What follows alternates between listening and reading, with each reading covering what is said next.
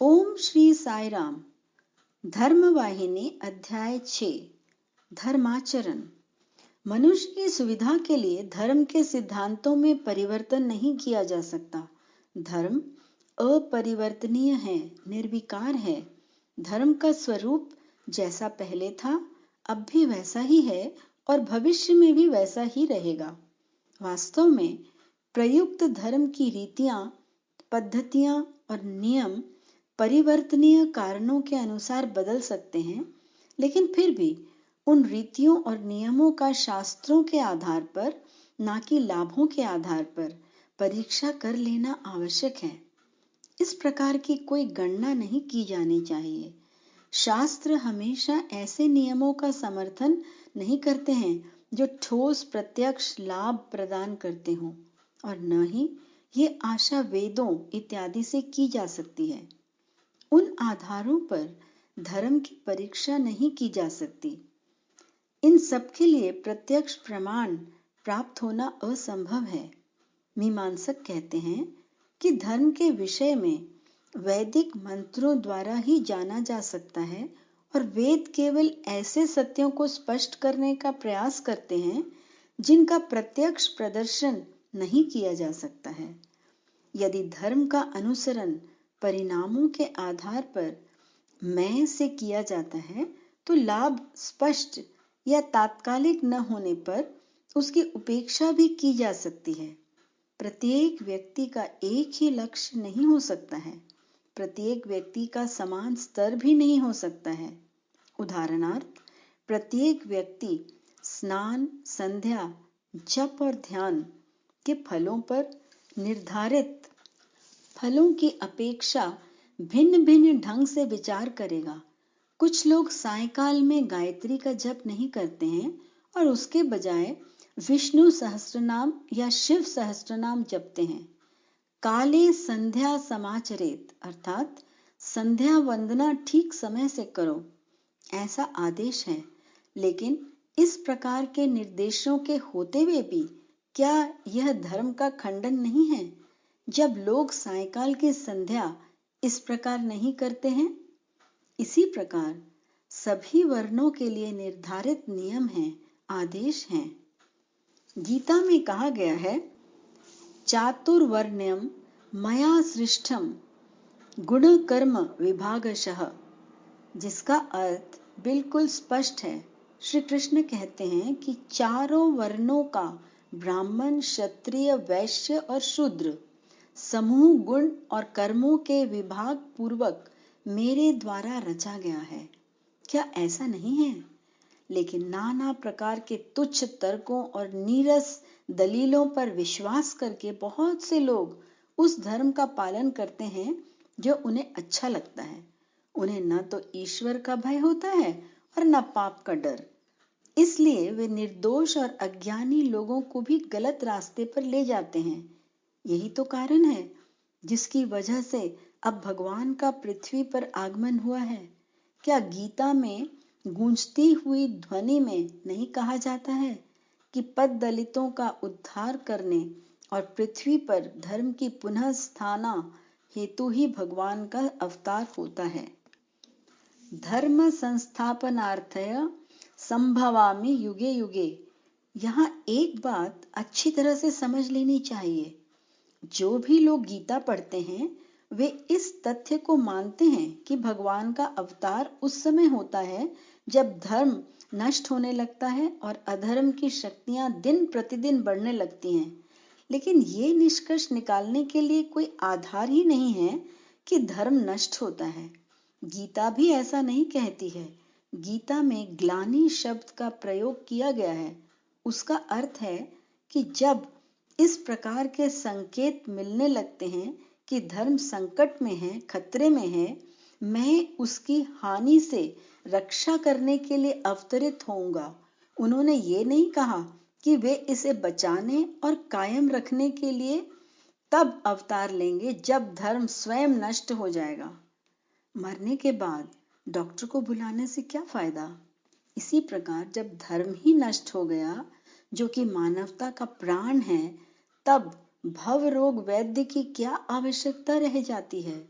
अर्थात भगवान के अवतार की आवश्यकता ही नहीं रह जाती है। फिर भगवान को किसकी रक्षा करनी है? इसी कारण से तो ग्लानि शब्द का प्रयोग किया गया है, न कि नष्ट शब्द का अर्थ यहाँ धर्म के कमजोर होने का से है। धर्म की रक्षा करना भगवान का कार्य है, क्योंकि धर्म जीवन का श्वास है, प्राण है।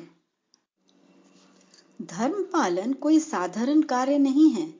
जो धर्म का आचरण नहीं करता वो मरे हुए के समान है। यदि वह धर्म का आचरण करेगा तो वह दैवी प्रकृति वाला कहलाएगा। अब आवश्यकता इस बात की है कि मनुष्यों को ये समझा बुझाकर धार्मिक पथ पर अग्रसर किया जाए कि धार्मिक पथ पर चलने से उन्हें लाभकारी परिणाम देखने को मिलेंगे। उनका इस संसार में तो कल्याण होगा ही, साथ ही उनका परलोक भी सुधर जाएगा। इस प्रकार के प्रलोभन देने पर भी यदि वे न माने तो उनके साथ परंपरागत विधियों अर्थात साम, दाम, दंड और भेद से काम लेना चाहिए।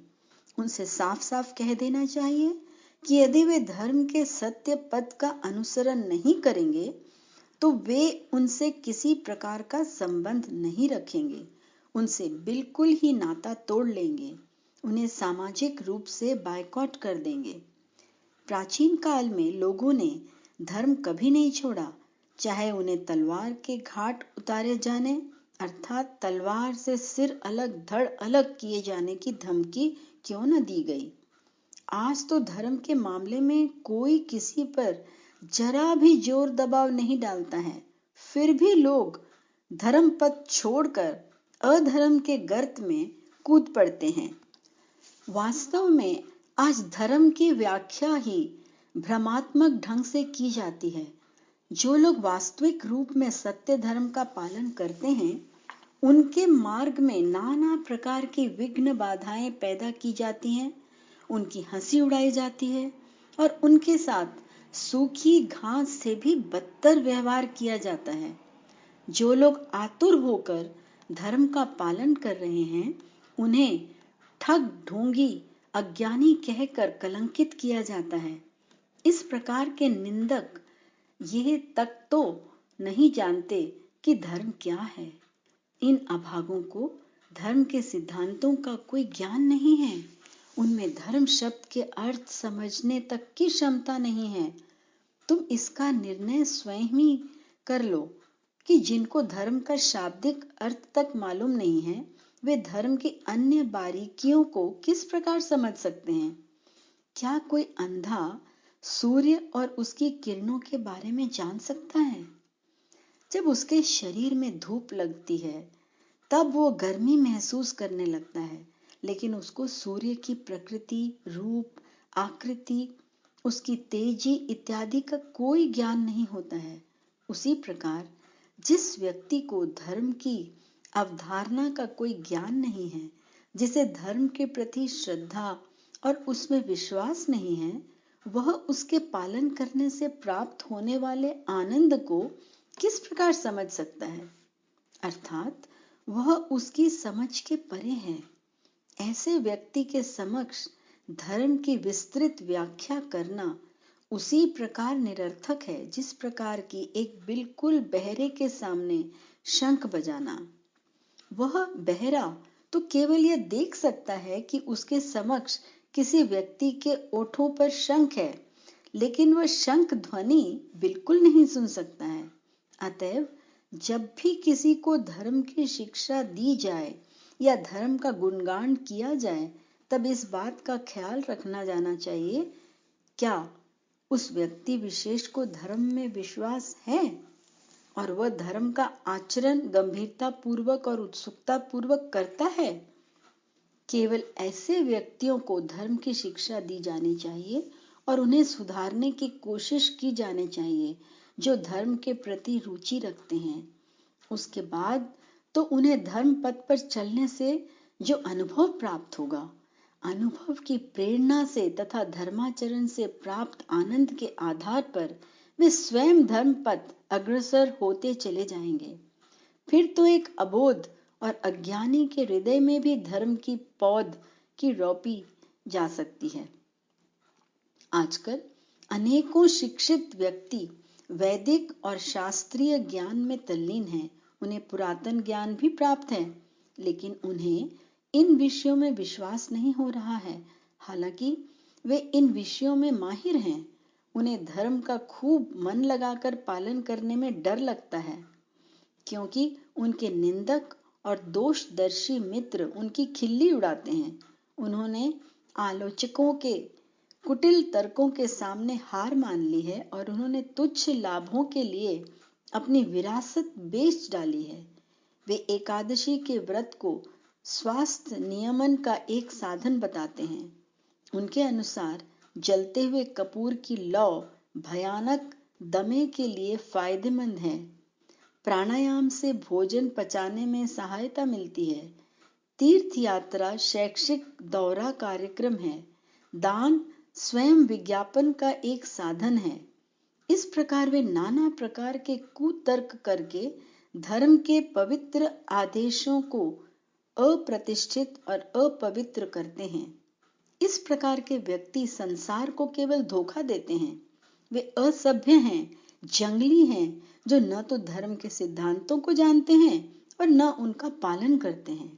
धर्म का ज्ञान प्राप्त करने के लिए उन्हें मनुस्मृति पढ़नी चाहिए। आश्रय धर्मोपदेशम च वेद शास्त्र विरोधिना यस्तर्के नानुसंधत्से स धर्मम वेद जेतरः। इस प्रकार मनु ने कहा, जो भी व्यक्ति धर्म के बारे में जानना चाहता है, वो केवल उसे तर्क के द्वारा ही जान सकता है। तर्क वेद और शास्त्र के विरुद्ध नहीं है। वेदों के विरुद्ध कोई भी निष्कर्ष तार्किक नहीं हो सकता है। नीरस तर्क उपयोगी नहीं है और मनु उन लोगों के लिए इसकी सिफारिश नहीं करते हैं जो वेद आदि का अध्ययन करना चाहते हैं। इस पर भी आजकल ऐसे बहुत से लोग हैं जो तर्क शास्त्रीय बहस करते हैं और स्वयं अधर्म का अनुसरण करते हैं तथा अपने साथ दूसरों को भी गलत मार्ग पर ले जाते हैं।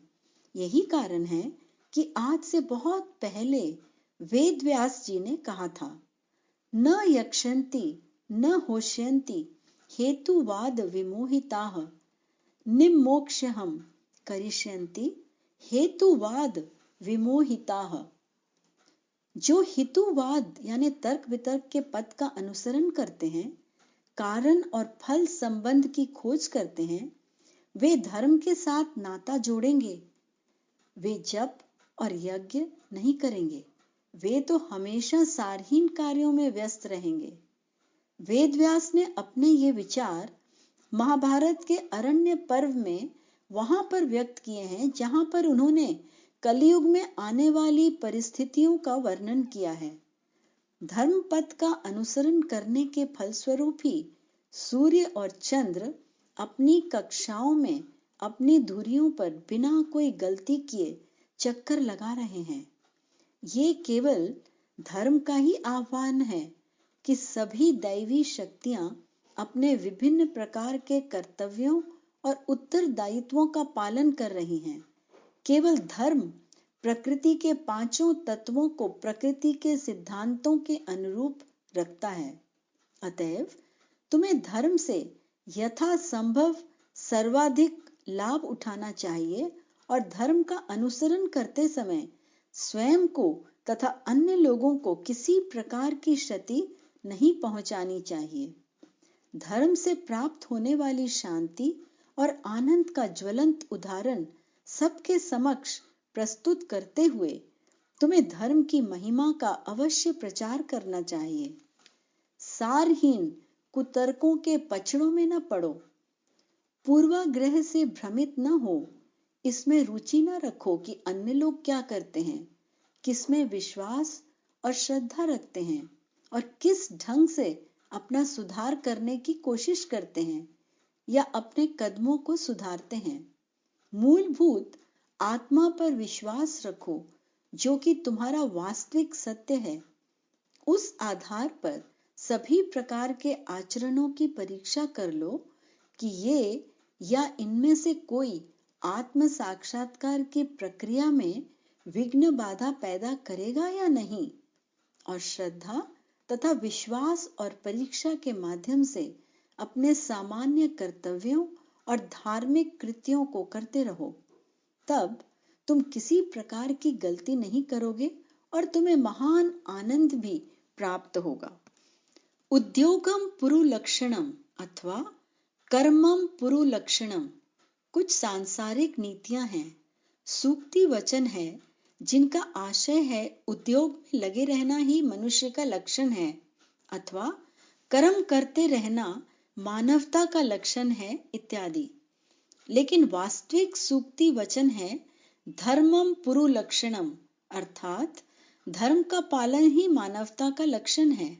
धर्म, अर्थ, काम, मोक्ष के पुरुषार्थी को कार्य रूप में परिणत करते समय प्रत्येक व्यक्ति को धर्म कर्म अवश्य करना चाहिए या धर्म से अनुप्राणित कार्य करना चाहिए। जिस प्रकार पतिव्रत धर्म स्त्रियों के लिए है, उसी प्रकार ब्रह्मचर्य व्रत पुरुषों के लिए है। ठीक जिस प्रकार एक स्त्री एक ही पुरुष को केवल अपने स्वामी और पति के रूप में स्वीकार करती है, उसी प्रकार पुरुष भी पत्नी व्रत या भक्त होना चाहिए और मात्र एक स्त्री को ही अपना जीवन साथी और अर्धांगिनी बनाना चाहिए। स्त्री अपने पति को भगवान के रूप में देखती है, स्वीकार करती है, उसकी पूजा करती है और अपने पतिव्रत धर्म का पालन करने के लिए उसकी इच्छाओं को पूरा करती है। उसी प्रकार पुरुष को भी अपनी पत्नी का गृह देवी के रूप में सम्मान करना चाहिए और उसकी इच्छाओं और अभिलाषाओं के अनुरूप कार्य करना चाहिए, क्योंकि वह गृह लक्ष्मी है। केवल तभी वह पुरुष के पद के सम्मान का अधिकारी है। नाम और सम्मान, यश अपयश, ऐब बुराई, अच्छा और बुरा सभी पुरुषों और स्त्रियों के लिए समान और एक रूप हैं। ऐसा तो कुछ भी नहीं है कि स्त्री बंधन युक्त है और पुरुष बंधन मुक्त, अथवा स्त्री दासी है और पुरुष स्वतंत्र। धर्म के प्रति दोनों का समान कर्तव्य है। धर्म, अर्थ, काम और मोक्ष पर विचार किए बिना यदि वे कार्य या व्यवहार करते हैं तो दोनों अधर्म के गर्त में गिर जाते हैं। कुछ मामलों में स्त्रियों की भांति पुरुष भी बंधन युक्त होते हैं, क्योंकि कुछ कार्य ऐसे होते हैं जिन्हें करने का अधिकार पुरुषों को नहीं होता है। पति और पत्नी के मध्य कुछ महत्वपूर्ण प्रतिज्ञाएं होती हैं। जय साई राम।